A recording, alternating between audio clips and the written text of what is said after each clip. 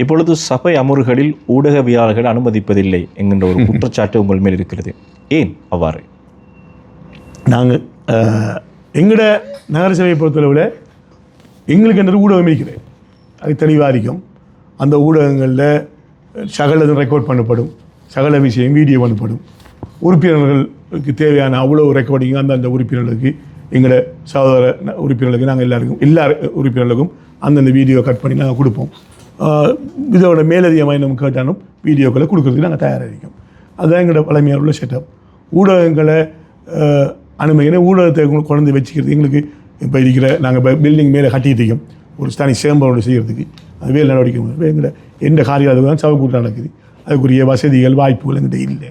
மற்றது ஊடகவியலாளர்கள்ங்கிறது ஒரு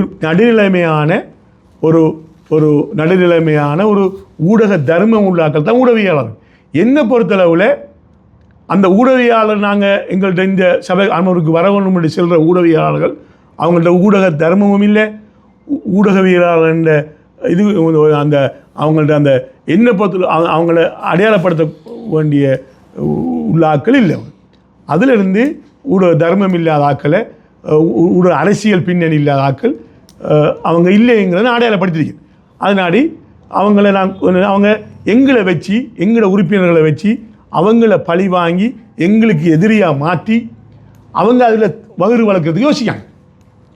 இந்த ஊடகங்கள் நாங்கள் வரவேணும் சொல்கிற ஊடகங்கள் எங்களை மீடியாவுக்கு வரணுங்கிறது உறுப்பினர்களை வச்சு உறுப்பினர் எங்களுக்கு எதிரியாக மாற்றி அவர்களோட செய்தியை எடுக்க வச்சு அவர்களுக்குள்ள பிரச்சனையை உருவாக்கி எங்களுக்கும் பிரச்சனையை உருவாக்கி இந்த ஊரில் இதுக்கெல்லாம் இவ்வளோ இந்த உறுப்பினர்கள் இந்த இவ்வளோத்துக்கெல்லாம் காரணம் ஊடகங்கள் தான்.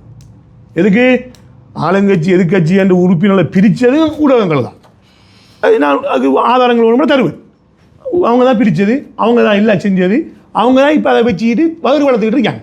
அந்த செய்திகளை வச்சு அவங்கள மீடியாவில் போடுற, ஃபேஸ்புக்கில் போடுற, அதில் அவங்களோட மீடியா ஃபேமஸ் ஆகிற அதை வச்சு செஞ்சுட்டு இந்த இதுக்கெல்லாம் இந்த சேர்மன்கிட்ட இடம் இல்லை.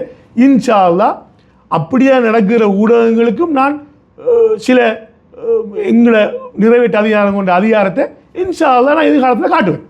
அது நடக்கும் இன்ஷா அல்லாஹ்.